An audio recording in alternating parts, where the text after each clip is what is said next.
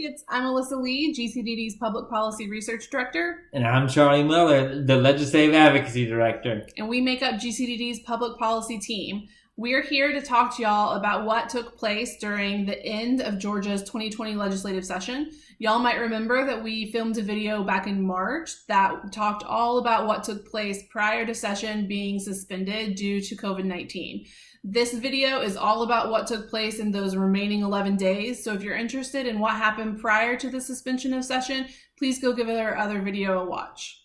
We were really excited to advocate during the last 11 days of the 2020 legislative session. And we're really excited that we had so many of y'all advocating with us. So quick recap for the end of the legislative session.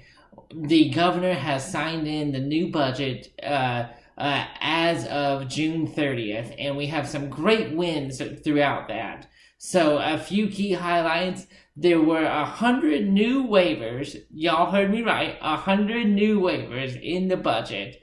And as you may remember, there were 0 new waivers when it first began. So we were excited for the new waivers, and then also family support funding, some of that came back, and then also Marcus Autism Center and Emory Autism Center both had contracts reinstated.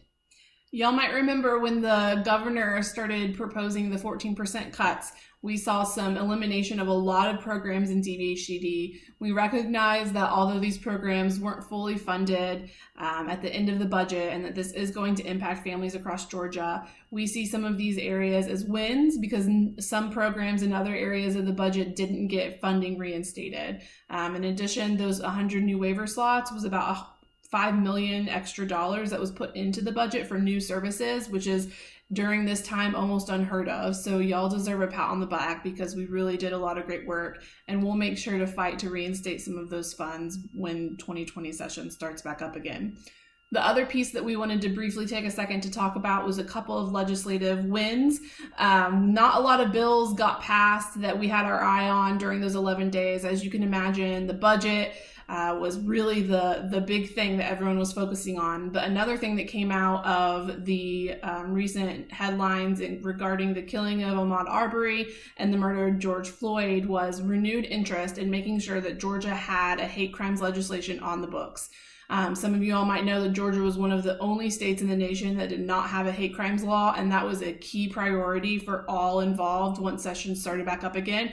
And we're happy to announce that House Bill 426 has been signed by Governor Kemp, and we believe that this will be a good step in the right direction. It does include people with disabilities as a protected group, so we feel like this is a really great thing for the community. The other piece that we also want to remind y'all of is House Bill 987.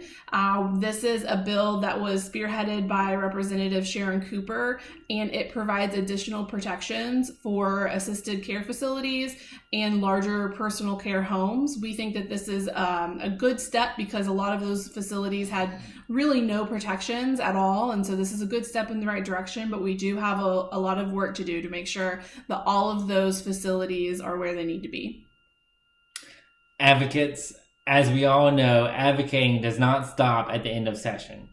Advocating is going to be happening throughout the year, and y'all make sure to hear from us throughout the year about how we can keep the advocacy going.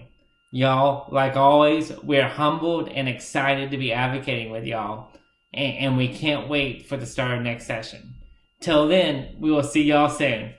Bye.